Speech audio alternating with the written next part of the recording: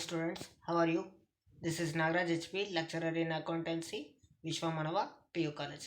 In the previous video, we used to discuss about the issue of shares at par, issue of shares at premium, and issue of shares at discount. And in related to that concept, we solved the certain problems. In this class, we can discuss about the calls in arrears and calls in advance. Let us we start about the calls in arrears. If a shareholder is unable to pay the call amount due to the allotment or any calls according to the terms, the amount that becomes due is calls in arrears. That means if the company is going to be make the call on allotment money or the call money, if the any shareholder of the company is not going to be pay the allotment money or it may be the call money, okay, then the due amount is going to be treated as calls in arrears. Here arrears nothing but due ಅಂದರೆ ಬಾಕಿ ಅಂತ. ಯಾವುದೇ ಒಂದು company share ಹೋಲ್ಡರ್ಸಿಗೆ ಒಂದು application ದುಡ್ಡನ್ನು collect ಮಾಡಿದ್ದಾದಮೇಲೆ allotment ದುಡ್ಡನ್ನು collect ಮಾಡ್ತಾರೆ. ಅಲಾಟ್ಮೆಂಟ್ ದುಡ್ಡನ್ನು ಕಲೆಕ್ಟ್ ಮಾಡಿದ್ದಾದಮೇಲೆ ಕಾಲ್ ಮನಿನ ಕಲೆಕ್ಟ್ ಮಾಡ್ತಾರೆ. ಇನ್ ಕೇಸ್ ಯಾವುದೇ ಒಬ್ಬ ಷೇರುದಾರ ಅಪ್ಲಿಕೇಶನ್ ದುಡ್ಡು ಕೊಟ್ಟು ಅಲಾಟ್ಮೆಂಟ್ ದುಡ್ಡನ್ನು ಮತ್ತು ಕಾಲ್ ಮನಿನ ಏನಾದರೂ ಬಾಕಿ ಉಳಿಸ್ಕೊಂಡ್ರೆ ಅಂಥ ಒಂದು ಬಾಕಿ ಇರ್ತಕ್ಕಂಥ ಹಣನ ನಾವೇನಂತ ಕರಿತೀವಿ, ಕಾಲ್ಸ್ ಇನ್ ಅರಿಯರ್ಸ್ ಅಂತ. ಸೊ ಇದು ನಮಗೆ ಕಾಲ್ಸ್ ಇನ್ ಅರಿಯರ್ಸ್ ಅಂತ ಗೊತ್ತಾಯಿತು. Okay, so if the any company is going to be collect the due amount from the shareholder in the respect of the arrears, they are going to be charged the interest for the due amount which is going to be unpaid by the shareholder. According to the table A of Companies Act of 2013, if the any shareholder is not going to be pay the allotment money or the call money, then he is need to pay the 5% of interest. Okay, or it may be the certain amount which is going to be fixed by the any company in respect of their articles. If there is no certain interest which is going to be mentioned in the articles, then they are going to be collect the maximum rate of interest of 5% according to the table A of 2013 Companies Act. Okay, this is to be keep it in mind for you people. Means ಯಾವುದೇ ಒಂದು company ಕಾಲ್ಸಿನ ಅರಿಯರ್ಸಿಗೆ ಅವ್ರೇನಾದರೂ ಬಡ್ಡಿನ ಹಾಕಬೇಕು ಅಂದರೆ ಆ ಬಡ್ಡಿ ಎಷ್ಟು percent ಆಗಿರುತ್ತೆ, maximum 5%. ಇದು ಕಂಪನೀಸ್ ಆ್ಯಕ್ಟ್ ಪ್ರಕಾರ. ಅಥವಾ ಅದು ಯಾವುದೇ ಒಂದು ಕಂಪನಿ ಅವರ ಒಂದು ಆರ್ಟಿಕಲ್ಸ್ ಆಫ್ ಅಸೋಸಿಯೇಷನ್ಸಲ್ಲಿ ಯಾವ ರೀತಿ ಮೆನ್ಷನ್ ಮಾಡಿರ್ತಾರೋ ಅದೇ ರೀತಿಯೇ ಅವ್ರ ಬಡ್ಡಿನೂ ಕಲೆಕ್ಟ್ ಮಾಡ್ಬೋದು. ಆದರೆ ಬಡ್ಡಿನ ಕಲೆಕ್ಟ್ ಮಾಡಲಿಕ್ಕೆ ಯಾವುದೇ ಒಂದು ಕಂಪನಿಯ ಆರ್ಟಿಕಲ್ಸಲ್ಲಿ ಅವರು rate of interest in respect of calls in arrears ಅವರು ಏನಾದರೂ ಮಾಡಿರಲಿಲ್ಲ ಅಂದರೆ ಅವಾಗ ಕಂಪನಿ ಕಾಯ್ದೆ ಪ್ರಕಾರ ಅವರು ಮ್ಯಾಕ್ಸಿಮಮ್ 5% ಅಷ್ಟು ಅವರು ಕಲೆಕ್ಟ್ ಮಾಡಲಿಕ್ಕೆ ಸಾಧ್ಯತೆ ಇದೆ. Okay, it does not exceed the 5% according to table A, okay, of companies act 2013. It has to be keep it in mind. Okay, the journal entries in respect of the calls in arrears. Calls in ಅರಿಯರ್ಸ್ಗೆ journal entry ಏನು ಬರುತ್ತೆ? Bank account debtor, calls in arrears account debtor, to share allotment or to share call account if the any due amount is going to be lies in the case of allotment only. ಯಾವುದೇ ಒಂದು share holder allotment ದುಡ್ಡನ್ನು ಮಾತ್ರ ಕೊಟ್ಟಿಲ್ಲ ಅಂದರೆ ಅವಾಗ ಏನು entry ಬರುತ್ತೆ ಅಂದರೆ bank account debtor, calls in arrears account debtor, to share allotment ಅಂತ ಬರುತ್ತೆ. ಇನ್ ಕೇಸ್ ಯಾವುದೇ ಒಬ್ಬ ಶೇರ್ ಹೋಲ್ಡರು ಅಲಾಟ್ಮೆಂಟ್ ದುಡ್ಡನ್ನು ಕೊಟ್ಟಿರ್ತಾನೆ, ಕಾಲ್ ಮನಿನ ಪೇಮೆಂಟ್ ಮಾಡಿರಲ್ಲ, ಅವಾಗ ಏನು ಬರುತ್ತೆ ಅಂದರೆ bank account debtor, calls in arrears account debtor, to share call account ಅಂತ ಬರುತ್ತೆ. ಓಕೆ, ಸೊ ಇದು ನಿಮಗೆ ಕಾಲ್ಸ್ ಇನ್ ಅರಿಯರ್ಸ್ನ ಒಂದು ಜರ್ನಲ್ ಎಂಟ್ರಿ. ಓಕೆ, ಇನ್ ಕೇಸ್ ಅವನು ಅಲಾಟ್ಮೆಂಟು ದುಡ್ಡು ಕೊಡಲಿಲ್ಲ ಅಂದರೆ, ಶೇರ್ ಕಾಲ್ ಅಕೌಂಟು ಕೊಡಲಿಲ್ಲ ಅಂದರೆ ಇಲ್ಲಿ ಇರ್ತಕ್ಕಂಥ ಒಂದು ಎಂಟ್ರಿ ಏನಿದೆಯಲ್ಲ ಆ ಒಂದು ಎಂಟ್ರಿನೇ ನಿಮಗೆ ಕಾಂಪೌಂಡ್ ಎಂಟ್ರಿ ಬರುತ್ತೆ. ಸೆ ಫಾರ್ ಎಕ್ಸಾಂಪಲ್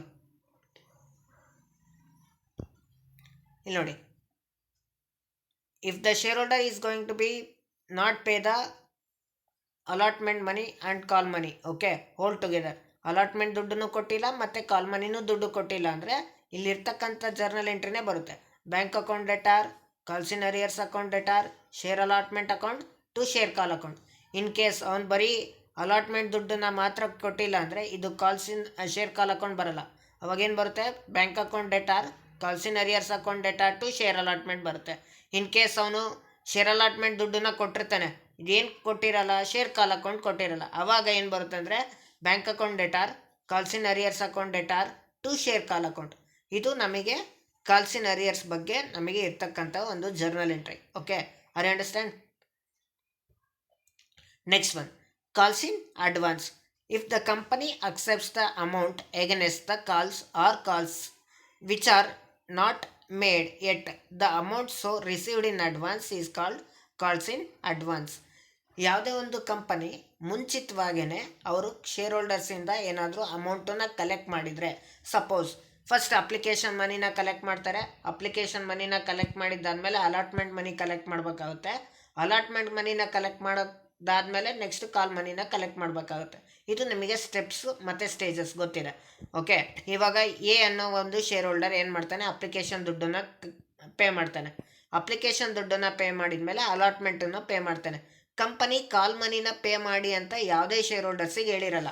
ಬಟ್ ಎ ಅನ್ನೋ ವ್ಯಕ್ತಿ ಏನು ಮಾಡ್ತಾನೆ, ಅಲಾಟ್ಮೆಂಟ್ ದುಡ್ಡಿನ ಜೊತೆಗೆ ಅಡ್ವಾನ್ಸ್ ಆಗಿ ಅವನು ಶೇರ್ ಕಾಲಿಂದು ಏನಾದರೂ ಕಂಪನಿಗೆ ಕೊಟ್ಟಿದ್ರೆ, ಕಂಪನಿ ಕೇಳಲಿಕ್ಕಿಂತ ಮುಂಚೆನೆ, ಆವಾಗ ಅಂಥ ಒಂದು ಅಮೌಂಟನ್ನು ನಾವೇನಂತ ಕರಿತೀವಿ, ಕಾಲ್ಸ್ ಇನ್ ಅಡ್ವಾನ್ಸ್ ಅಂತ ಕರಿತೀವಿ. ಓಕೆ, ಈ ಒಂದು ಕಾಲ್ಸ್ ಇನ್ ಅಡ್ವಾನ್ಸಿಗೆ if the any shareholder made the advance payment of money to the company in respect of the call. Okay, for that the shareholder is going to be get the interest from the company. ಇಲ್ಲಿ ನೋಡಿ, ಒಂದು ನಿಮಗೆ ಇಲ್ಲೂ interest ಸಿಕ್ತು ಮತ್ತು ಅಲ್ಲೂ interest ಅನ್ನೋದು point ಗೊತ್ತಾಯಿತು. ಕಾಲ್ಸ್ ಇನ್ ಅರಿಯರ್ಸಲ್ಲಿ ಶೇರ್ ಹೋಲ್ಡರು ಬಡ್ಡಿ ಕೊಡಬೇಕು. ಯಾರಿಗೆ ಕೊಡಬೇಕು? ಕಂಪನಿಗೆ.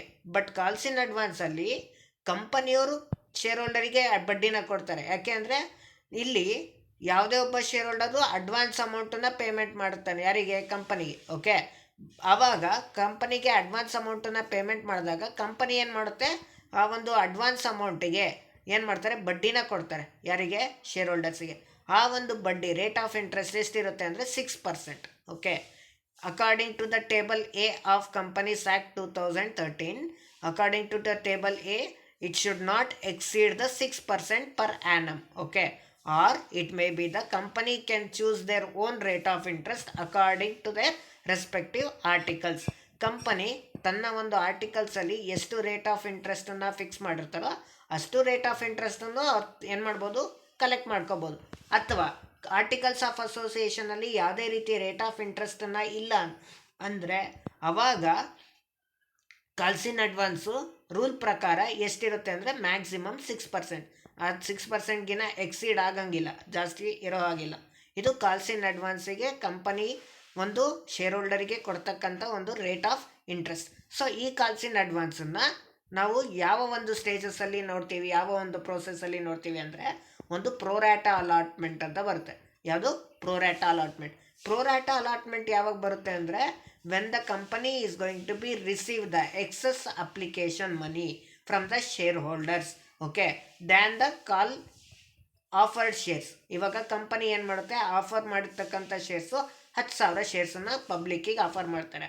10,000 ಶೇರ್ಸನ್ನು ಪಬ್ಲಿಕ್ಕಿಗೆ ಆಫರ್ ಮಾಡಿದಾಗ ಪಬ್ಲಿಕ್ ಅವರು ಏನು ಮಾಡ್ತಾರೆ, ಈ ಕಂಪ್ನಿ ಶೇರು ಚೆನ್ನಾಗಿದೆಯಪ್ಪ, ಒಳ್ಳೆ ಲಾಭ ಬರುತ್ತೆ, ಈ ಕಂಪ್ನಿಗೆ ನಾವು ಹಾಕಿದರೆ ನಮಗೆ ಒಳ್ಳೆ ರಿಟರ್ನ್ ಸಿಗುತ್ತೆ ಅಂತ ಅವರೇನಾದರೂ ಡಿಸೈಡ್ ಮಾಡಿ ಜಾಸ್ತಿ ಜನ ಏನಾದರೂ ಅಪ್ಲೈ ಮಾಡಿದರೆ, ಇವಾಗ ಕಂಪನಿ ಆಫರ್ ಮಾಡಿದ್ದು 10,000 ಶೇರ್ಸಿನ ಮಾತ್ರ, ಬಟ್ ಪಬ್ಲಿಕ್ ಏನಾದರೂ 15,000ನೋ 20,000ನೋ ಒಂದು ಅಪ್ಲಿಕೇಶನ್ಸ್ ಹಾಕಿದರೆ ಆವಾಗ ಆ್ಯಕ್ಚುಯಲ್ ಆಫರ್ಗಿನ್ನ ಜಾಸ್ತಿ ಅಪ್ಲಿಕೇಶನ್ ದುಡ್ಡನ್ನು ಬರ್ತಾ ಹೋಗುತ್ತೆ. ಯಾರಿಗೆ? ಕಂಪನಿಗೆ. ಅದನ್ನು ಓವರ್ ಸಬ್ಸ್ಕ್ರಿಪ್ಷನ್ ಅಂತ ಕರಿತೀವಿ. ಏನಂತ ಕರಿತೀವಿ? Over subscription. ಆ ಓವರ್ ಸಬ್ಸ್ಕ್ರಿಪ್ಷನ್ ಕಾನ್ಸೆಪ್ಟನ್ನು ನೆಕ್ಸ್ಟ್ ಫರ್ದರ್ ವೀಡಿಯೋಸಲ್ಲಿ ನಾವು ಡಿಸ್ಕಷನ್ ಮಾಡೋಣ. ಬಟ್ ಇಲ್ಲಿ ಒಂದು ಏನು ಅಂದರೆ, ಆ ಟೈಮಲ್ಲಿ ಇಂಥ ಒಂದು ಸಿಚುಯೇಷನಲ್ಲಿ 10,000ಕ್ಕಿಂತ ಜಾಸ್ತಿ ನಾವು ಶೇರ್ಸನ್ನು ಅಲಾಟ್ ಮಾಡಲಿಕ್ಕೆ ಬರಲ್ಲ. ಯಾಕೆಂದರೆ ನಾವು 10,000 ಆಫರ್ ಮಾಡಿದ್ದೀವಿ ಅಂದರೆ ಆ 10,000ಕ್ಕೆ ನಾವು ಎಲ್ಲ ಅಮೌಂಟನ್ನು ಅಡ್ಜಸ್ಟ್ ಮಾಡಬೇಕಾಗುತ್ತೆ. 10,000ದಲ್ಲಿ ಇವಾಗ ನಾವು 10,000 ಆಫರ್ ಮಾಡಿದ್ದೀವಿ, 15,000 ಅಪ್ಲೈ ಮಾಡ್ಯಾರೆ ಅಂದರೆ 15,000ಕ್ಕೆ ಅಪ್ಲೈ ಮಾಡೋದವರೆಗೂ ನಾವು ಶೇರ್ಸನ್ನು ಅಲಾಟ್ ಮಾಡ್ಲಿಕ್ಕೆ ಬರಲ್ಲ. ಆ 15,000ದಲ್ಲಿ ನಾವು ಪ್ರೋರ್ಯಾಟಾ ಅಲಾಟ್ಮೆಂಟ್ ಅಂತ ಮಾಡ್ತೀವಿ. ಪ್ರೋರ್ಯಾಟಾ ಅಲಾಟ್ಮೆಂಟ್ ಅಂದರೆ for every 2 shares we are going to be give only 1 share. ಪ್ರತಿ 2 ಶೇರುಗಳಿಗೆ ನಾವು ಏನು ಮಾಡ್ತೀವಿ, 1 ಶೇರನ್ನು ಮಾತ್ರ ಏನು ಮಾಡ್ತೀವಿ, ಕೊಡ್ತೀವಿ. ಇವಾಗ ಎ ಅನ್ನೋ ವ್ಯಕ್ತಿ ಇರ್ತಾನಪ್ಪ, ಅವನು 2 ಶೇರ್ ಅಪ್ಲೈ ಮಾಡಿದರೆ ನಾವು ಅವನಿಗೆ ಕೊಡ್ತಕ್ಕಂಥದ್ದು 1 ಶೇರ್ ಮಾತ್ರ. ಅವ್ನು 10 ಮಾಡಿದರೆ ನಾವು 5 ಶೇರ್ ಕೊಡ್ತೀವಿ. ಇನ್ನು 5 ಶೇರಿಂದು ನಾವು ಅವನಿಗೆ ಶೇರ್ಸಿಂದು ದುಡ್ಡು ಏನು ಮಾಡ್ತೀವಿ, ವಾಪಸ್ ಕೊಡ್ತೀವಿ. ವಾಪಸ್ ಕೊಡ್ಬೋದು, ರಿಟರ್ನ್ ಮಾಡ್ಬೋದು, ಅಥವಾ ಅಪ್ಲಿಕೇಶನ್ ಮನಿನ ರಿಟರ್ನ್ ಮಾಡ್ಬೋದು ಅಥವಾ ಆ ಅಪ್ಲಿಕೇಶನ್ ಮನಿನ ಫರ್ದರ್ ಸ್ಟೇಜಸ್ಗೆ ಅಂದರೆ ಅಲಾಟ್ಮೆಂಟ್ ಸ್ಟೇಜಸ್ಗಾದರೂ ಆಗಿರ್ಬೋದು ಅಥವಾ ಕಾಲ್ ಮನಿಗಾದರೂ ಆಗಲಿ ಅಡ್ಜಸ್ಟ್ ಮಾಡ್ಬೋದು.